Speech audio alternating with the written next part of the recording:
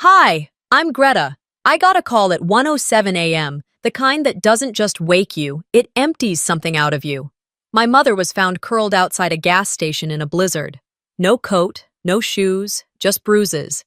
And the people who left her there? My brother and his wife. But that wasn't the worst part. What shattered me was realizing it wasn't the first time they'd hurt her. It was just the first time she couldn't lie for them anymore.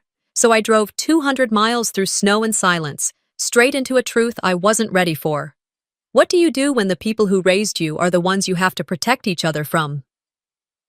The snow had been falling for hours, soft at first, then heavy and determined. I could hear it pushing against the window pane like a restless animal. My apartment in Minneapolis felt unusually still. I had a chamomile tea cooling next to my laptop, a muted true crime rerun playing in the background, and folders of legal drafts splayed across the kitchen table. Typical Tuesday night. I was halfway through an email to a client when my phone lit up. 3 missed calls, all unknown numbers. At first, I thought maybe it was spam, or worse, someone from work needing last-minute forms. I was about to put the phone face down when it buzzed again, lighting up the darkened room like a flare. "Greta Vaughn?" a voice asked. Male. Calm. Official. "Yes. This is Officer Hanley with Rochester PD. Are you related to a Delora Vaughn?" My breath stopped. It wasn't the name, it was the way he said it. Carefully, like I might shatter if he got it wrong. "I'm her daughter." "There's a woman who matches her description," he said. "Found outside a Speedway gas station about an hour ago. She was in house slippers, no ID, no coat, disoriented. She's okay, just cold, but she wouldn't let us take her to the hospital. Said someone named Greta would know what to do." I blinked. Once. Twice.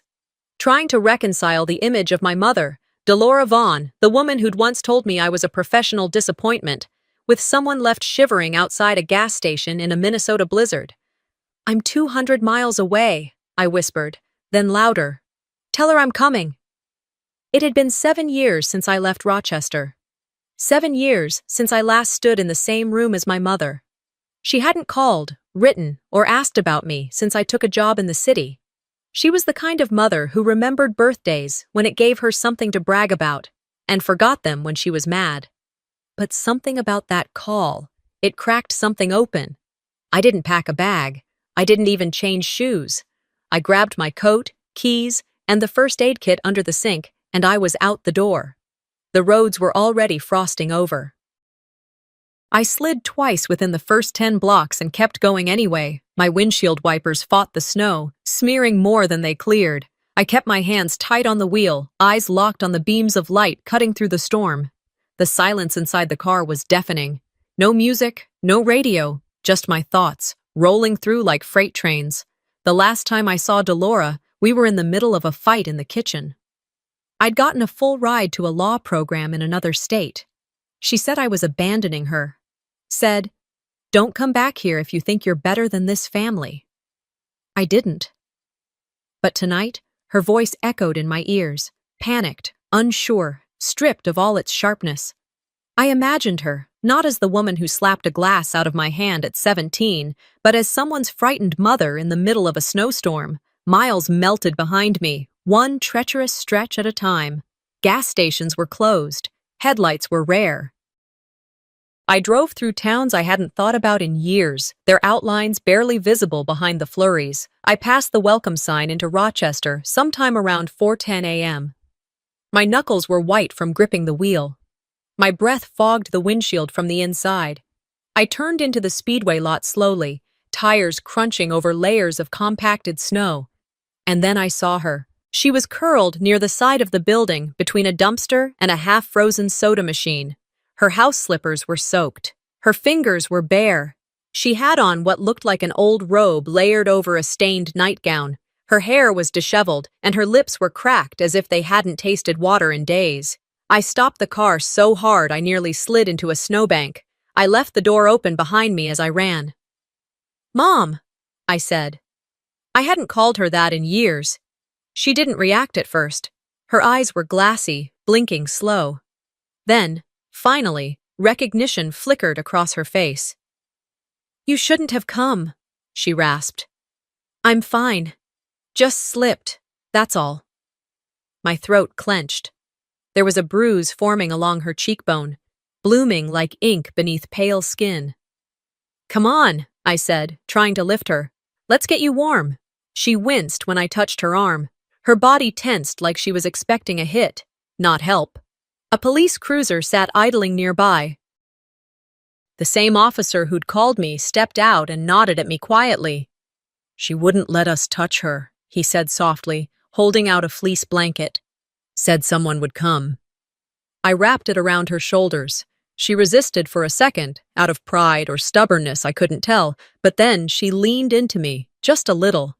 I helped her into the car, cranked the heat, and turned the vents toward her face. For a while, we just sat there. The snow fell like confetti outside, blanketing everything in false serenity. She didn't speak. Neither did I. I handed her a bottle of water from the console, and she sipped at it like she hadn't tasted anything real in days. "She said some things," the officer said as he leaned in through the passenger window. "Not sure how much is accurate. Mentioned a son," said he. "Hit her. Threw her out. You might want to look into it." My stomach turned to ice. "Kellen?" I asked. The officer gave a slight nod, as if unsure he should say more. "She said she was confused, that she imagined the whole thing," he added, "but she also said she didn't want to die outside, that maybe someone would remember her." I looked over at my mother. She was staring straight ahead, lips trembling, eyes wet. I reached out slowly and took her hand. "I remember you," I whispered. I didn't respond right away. The officer's words hung in the air like a fog that refused to lift. Kellen said she was confused, that she imagined the whole thing. My eyes didn't leave his face. Snow swirled behind him, catching on the brim of his hat, melting into the collar of his coat. I could see the discomfort settle in his posture. Not from the cold, but from the truth he probably believed but couldn't say out loud. I nodded once, slow. "Thanks for letting me know." The ride to the motel was quiet. The roads were still slick, but the plows had started making their rounds. I knew the place I was headed, the only cheap spot still open in this part of town. The kind of place where the heat worked half the time, and the carpet smelled like someone tried to cover mold with pine-scented cleaner. I checked us in without speaking more than necessary, slid my license across the counter with a glance that said, "Don't ask." The clerk didn't. Delora shuffled behind me, wrapped in the blanket the officer had given her. She hadn't said a word since we left the gas station. When we got to the room, she moved straight to the edge of the bed and sat like someone waiting for permission to breathe. I brought her a styrofoam cup of hot soup from the vending area. She stared at it like I'd handed her a loaded gun. I didn't press. I knew that look, the same one I used to give the school nurse when she asked if someone at home hurt me. Back then, I'd say no. Smile too wide, pretend everything was fine. I'd become fluent in the language of pretending. She didn't touch the soup. Instead, she stared at the wall, then the lamp, then the floor, everywhere but me. I pulled the first aid kit from my coat pocket, crouched down beside her. Her fingers were chapped, split open near the knuckles. Her wrist was tender to the touch. "Looks sprained," I said, more to myself than to her. She flinched when I wrapped it. "I didn't fall," she said softly, eyes fixed on the wall. I didn't say anything. She glanced at me then, just for a second. "Why did you come?" I stood. "Because you didn't deserve to freeze in a parking lot, no matter what's happened." A long silence. Then, so faint I almost missed it, she muttered, "Don't let him take it all." I turned sharply. "What?" But her eyes were closed again, breath slow, as if she hadn't spoken at all. I didn't sleep. I sat on the edge of the second bed, staring at the cheap blinds swaying from the heater. Her phone buzzed once, an old flip model she'd had since I was in college. I checked it, 1 bar of battery left, 1 voicemail. I debated for a moment, then pressed play. It was Kellen.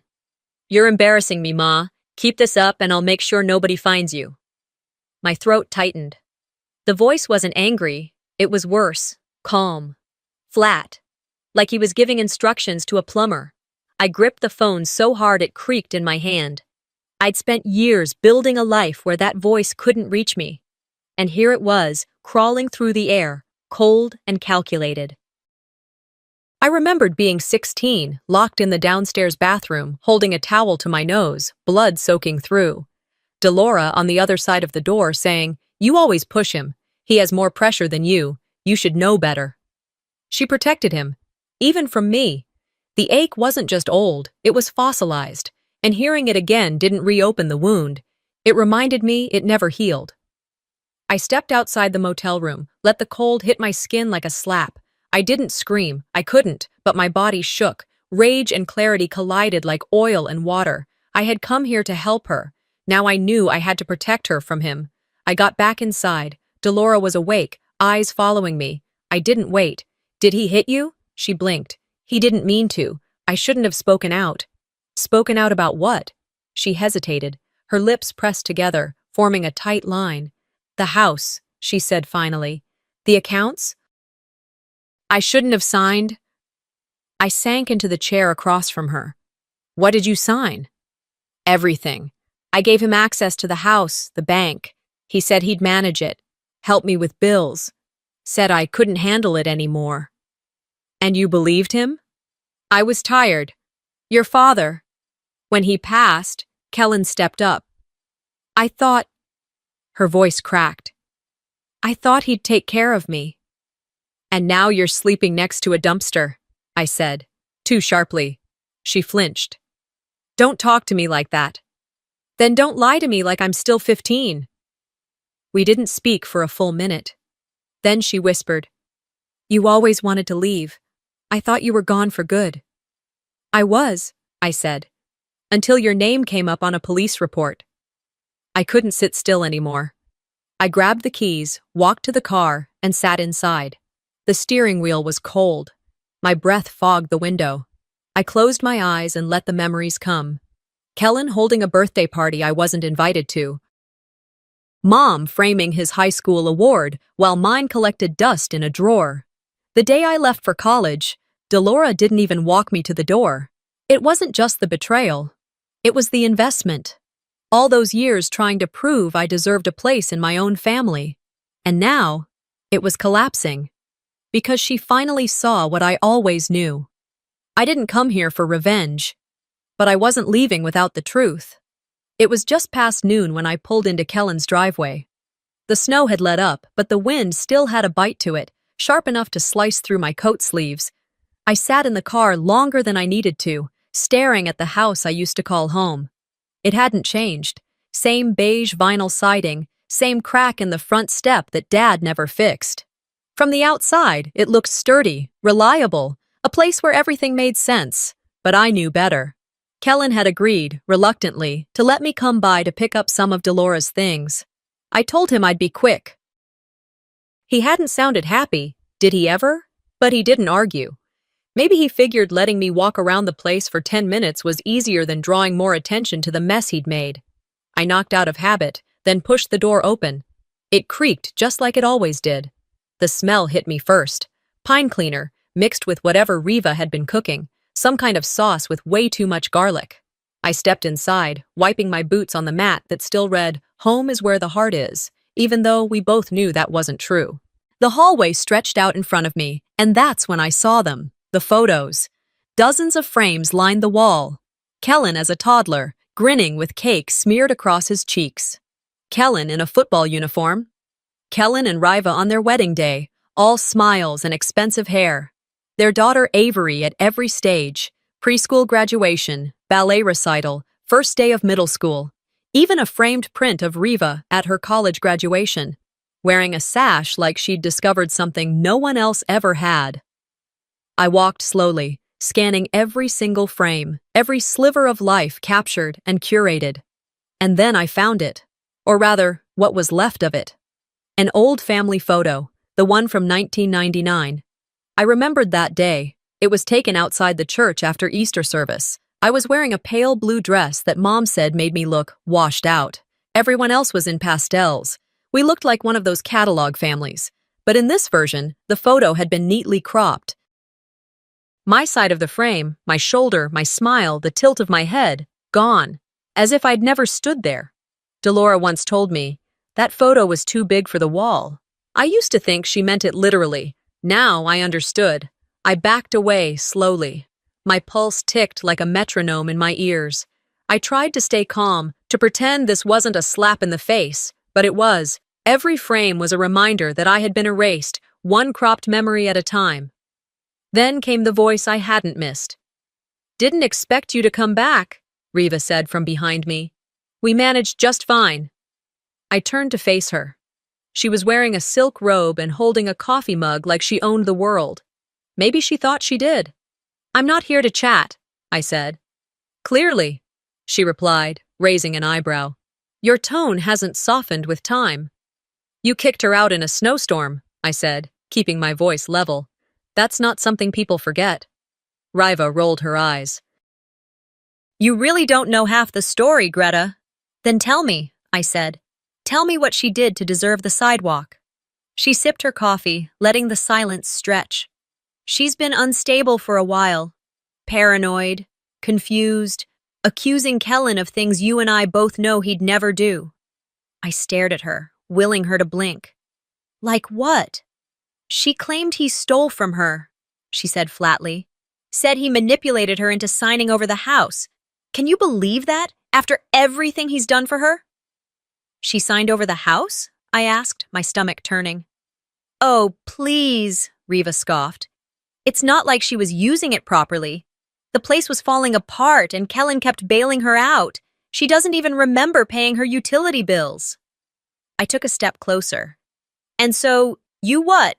Decided to shove her out into a snowbank until she stopped being inconvenient?" She tilted her head. "You really think this is your moment, don't you? You swoop back into town and play the hero?" "But you weren't here. You don't get to judge what we've had to deal with." "You're right," I said. "I wasn't here. But I'm here now." She didn't reply, just turned and walked back into the kitchen like the conversation was over.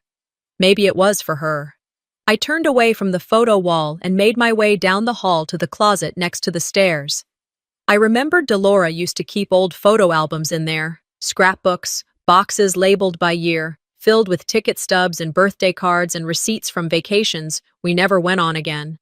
The closet was a mess of plastic bins and Christmas decorations. I dug through them one by one, pulling lids, shifting boxes, and then I saw it, cardboard, dust-covered, with black marker scrawled across the top. 1999, Greta. I dragged it into the hallway and opened the flaps. Inside, my high school diploma, still in the original envelope. A birthday card with no signature, just the words, "Proud of you," in slanted handwriting. And a college acceptance letter, torn down the middle, then taped back together. I sat down on the floor, my legs folded under me, my hands trembled, but I didn't cry. I wasn't 16 anymore. I wasn't waiting for someone to tell me I mattered. I took out my phone and started taking pictures. Each item, one by one. Documentation, not nostalgia. This wasn't a trip down memory lane. This was evidence, not memories. Mrs. Lopez's words clung to me like damp air as I stood just inside the kitchen, staring at the tile floor. She said she saw blood, and the way she'd said it, measured, uneasy, like someone who had watched something wrong unfold and had never been able to name it, left me with a tightness in my chest I couldn't shake. The kitchen hadn't changed. Same pale yellow cabinets with chipping paint, same outdated light fixture that buzzed faintly when it warmed up. The only new addition was a row of expensive-looking spice jars lined up above the stove. Riva's touch, no doubt. Everything about this house still screamed familiarity, but none of it felt like home. I took a slow breath, then stepped out the back door, crossing the yard that separated our property from Mrs. Lopez's. Snow crunched under my boots, the path slick and uneven. It was late afternoon now, the kind of dull gray light that made everything feel like it was paused between day and night. I knocked twice on her screen door. It took a few seconds before I heard her slippers shuffle across the linoleum inside. When she opened the door, her eyes widened just slightly. "Greta Vaughn?" "Hi, Mrs. Lopez," I said. "Sorry to drop by unannounced." Her gaze softened. You've grown into your face, she murmured. You look like your daddy did. Serious, quiet. Come in. I've got hot water on.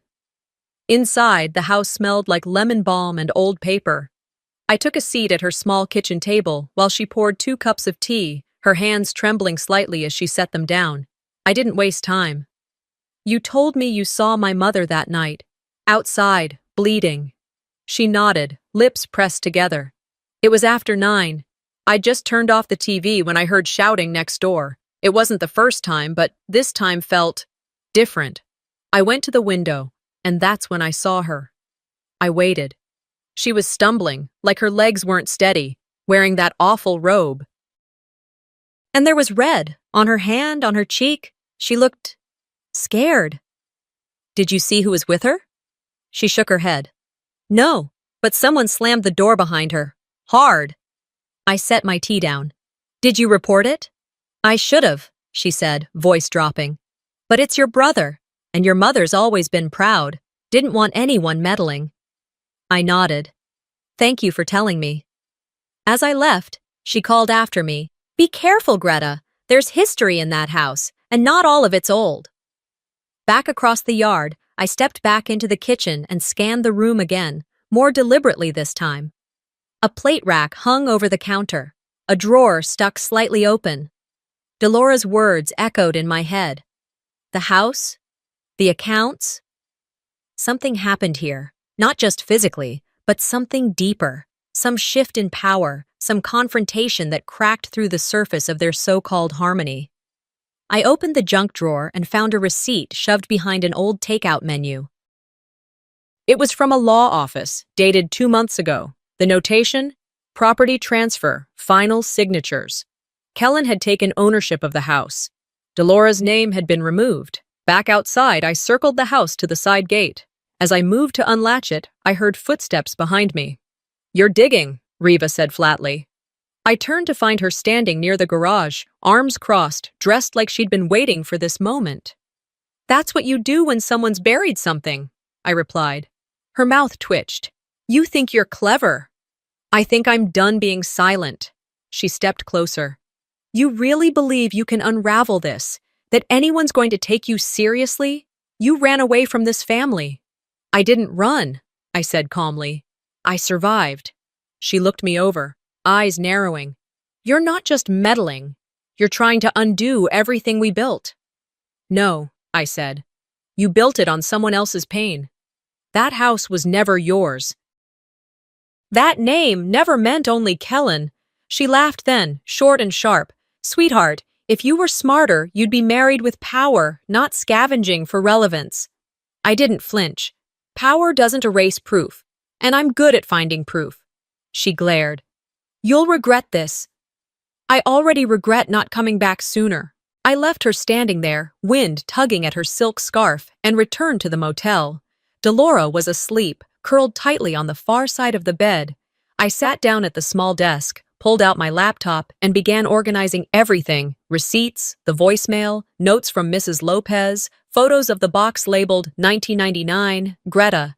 Each item went into a labeled folder. I composed a short email and sent it to Kellen's office address. Subject line: Delora has memory issues, but I don't. Body: let's meet. No signature.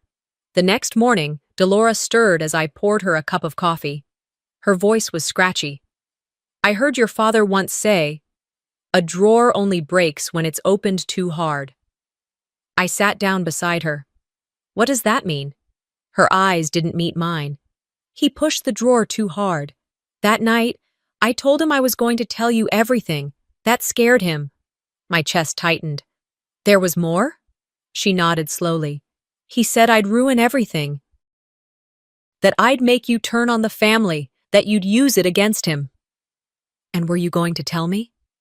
She looked at me, and for the first time, I saw fear in her eyes. Not of Kellen, but of me. I didn't want to lose both my children. I swallowed hard. You never had both, you just chose one. She didn't deny it. That night, after she fell asleep, I checked the living room again, eyes scanning for anything that might hold more truth. I found a small baby monitor tucked behind a decorative vase. I checked the back. It had a micro SD card. I took it. At a local drugstore, I bought a card reader and plugged it into my laptop. There were 10 files. The latest was timestamped the night she was thrown out. I clicked play. I didn't sleep that night. After I clicked play, time twisted into something unrecognizable, more weight than movement. My eyes stayed fixed on the screen, my breath held hostage somewhere between disbelief and disgust. The footage wasn't cinematic. No dramatic angles, no clear audio. It was grainy, the lens tilted slightly off-center, but I could see everything I needed to see. The timestamp in the bottom corner read 01:14, 8:14 p.m. Delora was standing near the kitchen counter. She looked small in that frame, like a guest in her own home.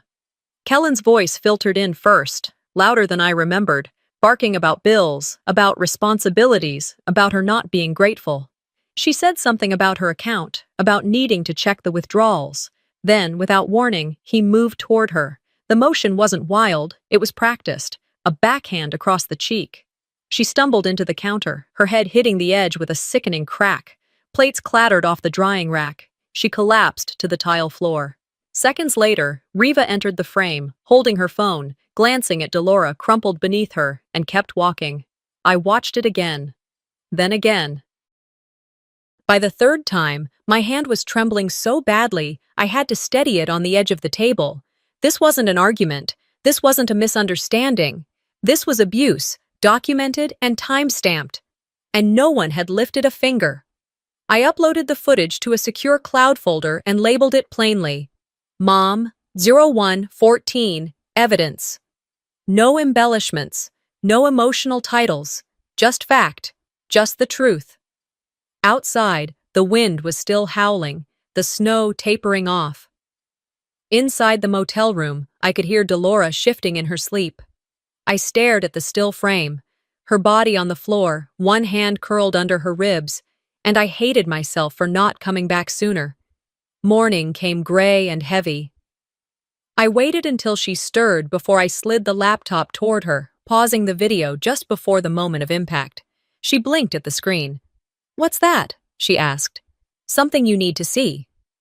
She leaned forward slowly. When she recognized the footage, she flinched, as though her body remembered before her mind could catch up. "I don't," she whispered. "Don't say you don't remember. I know you do." Her lips moved, but no sound came out. "You told me he didn't mean it," I said. "You tried to make excuses. But this is what happened. And she walked right past you like you were an empty coat on the floor." Delora's voice finally found shape. "He's not a bad person. He's just overwhelmed." I pushed my chair back. "You've said that line for 20 years. When he broke my nose in 7th grade, you said it then too. When he locked me out in the yard all night while you slept, barefoot in winter, you told me I must have provoked him." She looked away. "Tell me something," I said, voice low. "Did you ever believe me? Even once?" Delora's jaw tightened. "You were always so loud, Greta. So needy." I laughed, bitter and small. Maybe I was just there, and that was too much. I didn't wait for a response. Back at the table, I drafted an email. No subject line. Just a still image from the footage. Delora mid-fall, the tile floor just inches from her head.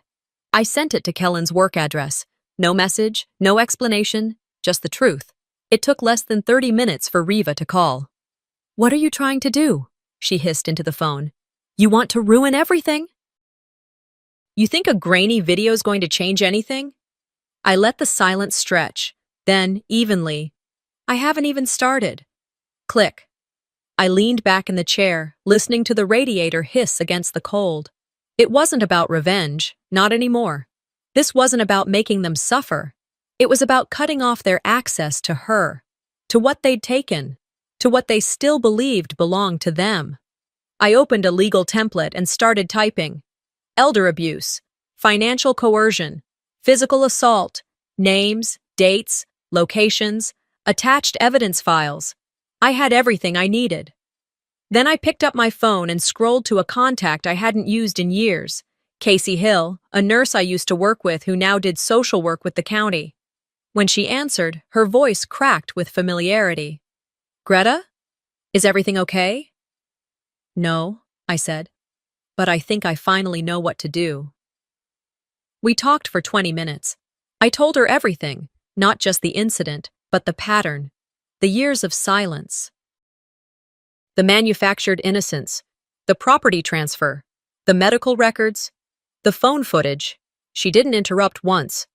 At the end, she said quietly, I can file for an emergency evaluation. That'll trigger a home visit. If it holds up, it goes to court. Do it, I said. Today. I'll need a statement. I'll send it within the hour. By evening, I'd done more paperwork than I had in the last 2 months combined. My hands were stiff, but my mind was clear. Delora stayed quiet most of the day, her eyes on the window like she was watching a storm roll in. I sat across from her, folders stacked high between us. You're doing all this for someone who never believed you, she said. No, I replied. I'm doing it for someone who deserves to finally believe herself. We didn't talk after that. I turned in just after midnight. The room was dark, the heater humming a dull rhythm. Sometime before dawn, I woke to the sound of the front desk phone ringing down the hall. I didn't move. I just lay there, eyes wide open, thinking about the courtroom, because I knew it was coming, and this time, I wouldn't be walking in as the forgotten daughter. The moment we stepped through the courthouse doors, everything slowed down. Cameras didn't flash. They blinked, subtle and constant, like eyes waiting to catch someone off guard. Reporters whispered into tiny microphones, their eyes scanning me, then shifting toward Delora, who walked beside me with slow, measured steps. She was dressed in one of my old jackets, something simple but warm, and it swallowed her small frame. Her silence was loud, but her posture, upright, composed, spoke volumes. We passed the metal detectors, the hallway echoing with the quiet buzz of anticipation. A woman from the clerk's office led us into the courtroom, where the judge was already seated. I could feel Kellen's eyes on me before I saw him. He was dressed to impress, of course. Dark suit, crisp collar, silver tie pin. A picture of restraint and professionalism, like he was the one filing the petition instead of defending against it. Riva sat beside him in a tailored coat, phone clutched in her manicured hand. Their expressions were controlled, but tight. This wasn't a meeting. This was war. I stood as the judge began the roll call and introduced the nature of the emergency hearing. My hands rested on the folder I'd brought, documents, emails, timestamps, and the video. My voice didn't shake when I presented the petition for legal guardianship, nor when I followed with a formal request for a restraining order against both Kellen and Riva. I submitted the transcript from the footage. I offered the full recording as evidence. The judge nodded occasionally, flipping through the papers without comment. Her face gave away nothing. Then it was their turn. Kellen stood slowly, brushing imaginary dust off his sleeve. Your Honor, he began, voice smooth and confident, we're deeply concerned about my mother's well-being. But these accusations, they're the product of long-standing tension within the family.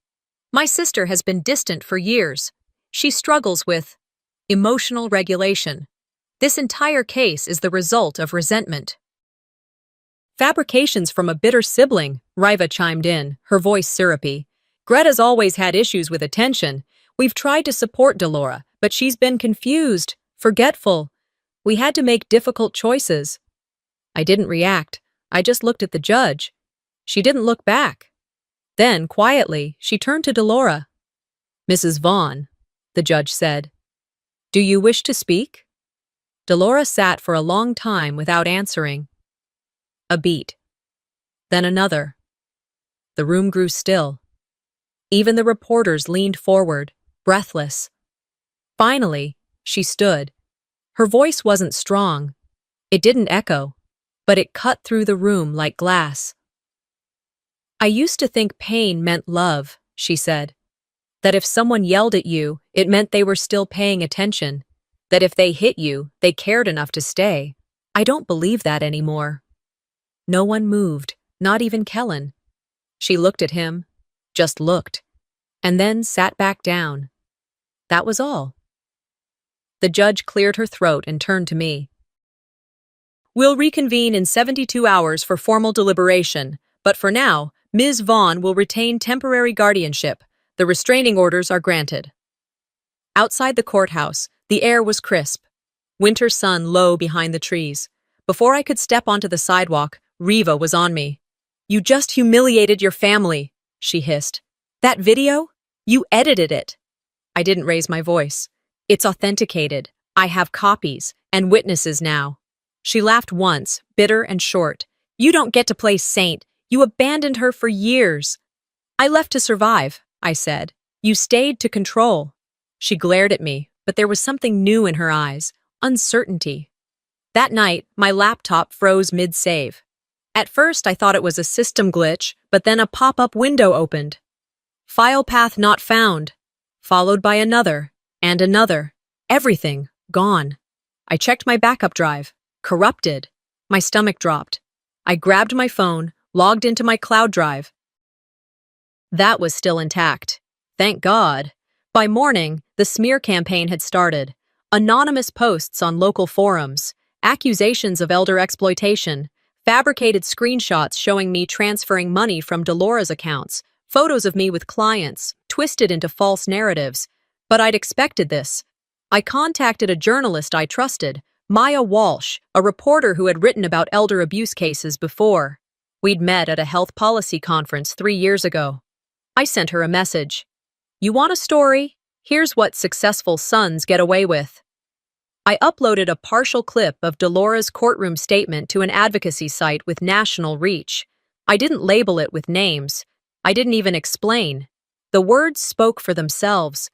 Within hours, comments poured in. "She sounds like my mom. I lived this. I thought I was the only one." The message was clear. We weren't alone. The silence that had protected them for decades was cracking. The next day, as I sipped lukewarm coffee from the motel vending machine, I watched the notifications build. Then, my phone buzzed with a new headline: Kellen Vaughn to address abuse allegations in press conference, today at noon. I smiled, calm and ready, because I knew what was coming. I stood on the courthouse steps, phone in hand, coat zipped all the way up to my throat. The wind was relentless, tugging at my sleeves and biting my skin, but I barely felt it. My eyes stayed locked on the screen. Kellen's press conference had just begun. He looked every bit the part, calm, calculated, dressed in navy with a pocket square that probably cost more than my rent. Riva stood slightly behind him, her lips painted a soft, non-threatening pink, her posture just angled enough to look supportive but not assertive. To anyone else, it might have seemed like a united front. To me, it was choreography. He started with a prepared statement, of course. "We're heartbroken by the false accusations that have surfaced," he said, hands folded neatly on the podium. "Our family has always prioritized compassion and care for our mother." Compassion. That word nearly made me laugh. He continued, painting a picture of family turmoil, generational misunderstanding, and mental decline. "Greta," he said, using my name like he'd earned the right, "has been estranged from our family for years. She's hurt, and sometimes hurt people lash out." It was textbook damage control. Make me look unstable. Position himself as the patient, burdened son. Let the audience fill in the rest. Reporters nodded. Some scribbled notes. A few looked skeptical, but no one interrupted. Not yet. I refreshed the live stream chat. The numbers were climbing. Viewers, comments, reactions. And then it happened. The screen glitched, just slightly. A notification banner slid across the bottom of the video. New video uploaded. Anonymous. It wasn't from me. The press conference didn't stop, but the energy shifted. A few reporters glanced at their phones. One woman, front row, paled visibly and raised her hand. "Mr. Vaughn," she said, "can you explain this audio recording that just surfaced?" Kellen blinked. "I'm sorry, what audio?" The reporter didn't wait. She pressed play on her phone, holding it up near her mic. His voice filled the space. "That old woman's a liability. Freeze her out if you have to." Gasps. Real ones. He froze, just for a beat, then leaned toward the podium. "That's clearly taken out of context. Another reporter cut in. Mr. Vaughn, is this your voice? He hesitated. That was all it took. Riva took a half step back, her face blanking out in real time. And just like that, the carefully composed illusion cracked. The clip spread fast. Reddit, Twitter, Facebook. Within minutes, the hashtag freeze her out trended nationwide. I didn't need to say a word. The truth had legs. Reporters shouted. Cameras pushed forward. Kellen tried to regain control, redirect, appeal to emotion, blame deepfakes, but it was too late. The phrase was out there, echoing louder than anything he could spin. Riva looked ready to bolt. She leaned in close to him, unaware that her mic was still hot. I told you that voicemail would surface. You never delete anything, Kellen. He shot her a look sharp enough to cut glass. I watched it all unfold live. Still standing on the courthouse steps, still wrapped in that old coat, still cold. But something had shifted. I didn't leak the clip. Someone else had access. Someone had finally had enough. My phone rang a few minutes later. Maya, the reporter I'd spoken to earlier. Did you leak this? She asked. I smiled. Nope. Well, it's everywhere. Good. Can I quote you? You can quote this, I said. I didn't have to leak it. The truth runs on its own legs. That line ended up everywhere, on headlines, memes, t-shirts, but it wasn't about the publicity. Community groups started tagging me in their posts, advocacy pages, mental health forums, elder care awareness sites. One message said, "You gave voice to what we all lived." Another, "Thank you for proving the silence wasn't our fault." Meanwhile, back at the motel, Delora watched the press conference from the edge of the bed. She didn't say much, just stared.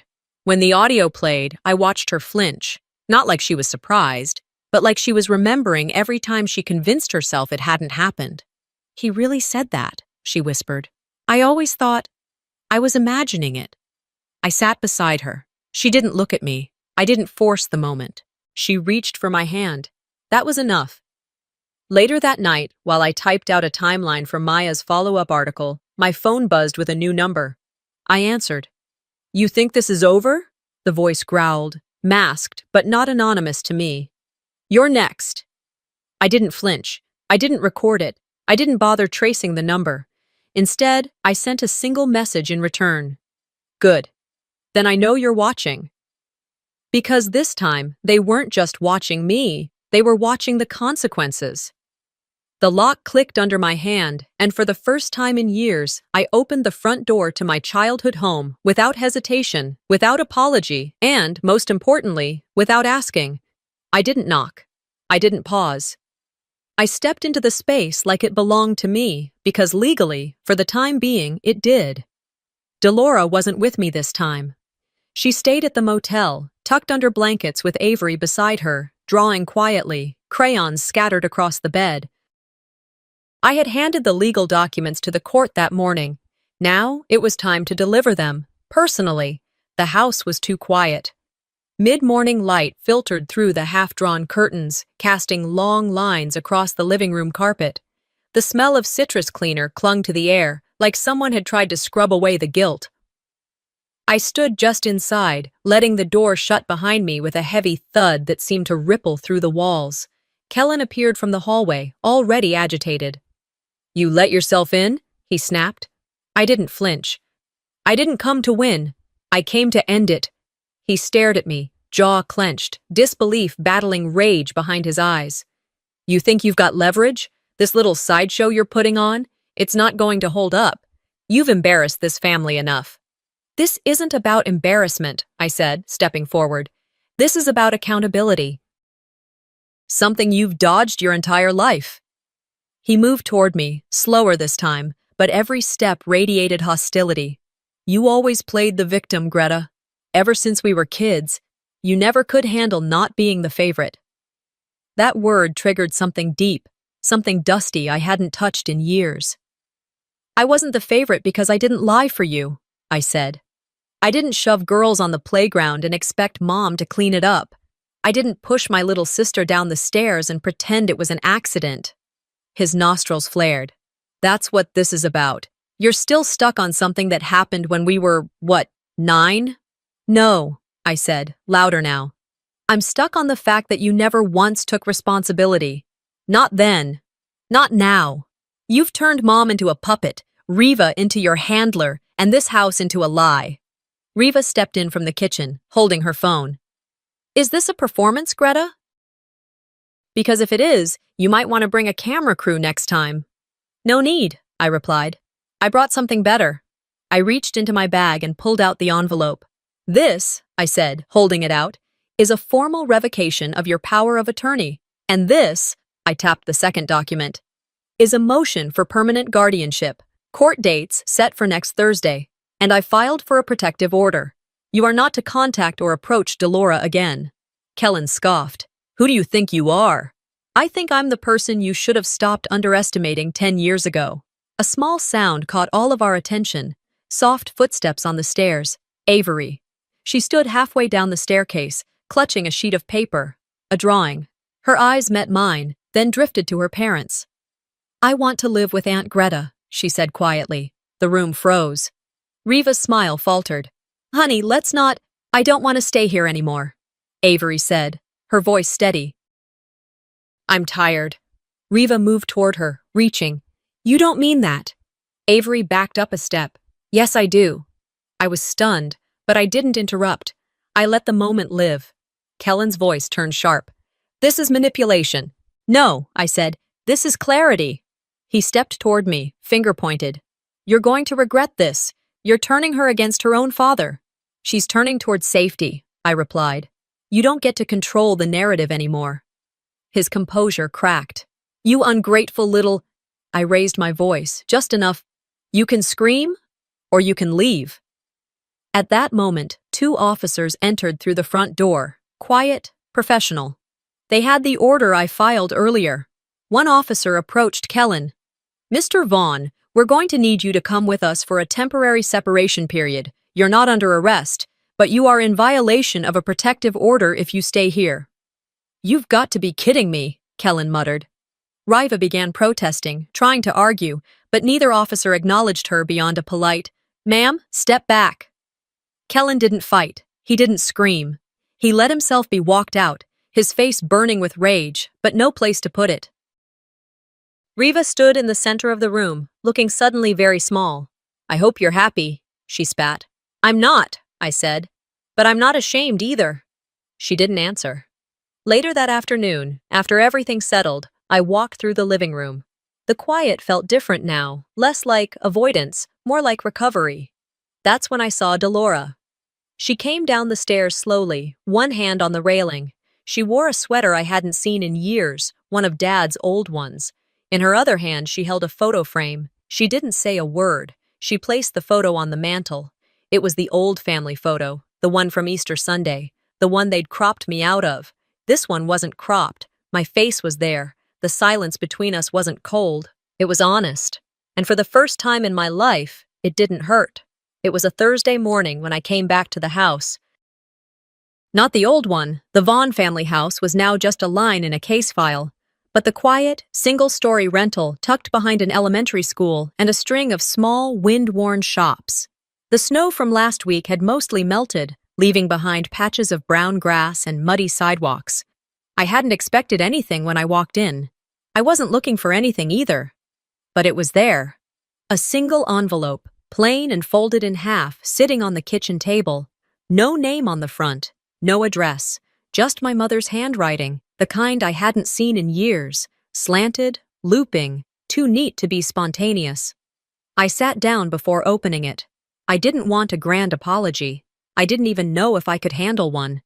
I unfolded the paper slowly, as if it might disintegrate from age, even though it had clearly only been written that morning. There's no fixing what I ruined, the letter read. But you showed up. You didn't let me freeze twice. That's more than I deserve. That was it. No, I'm sorry.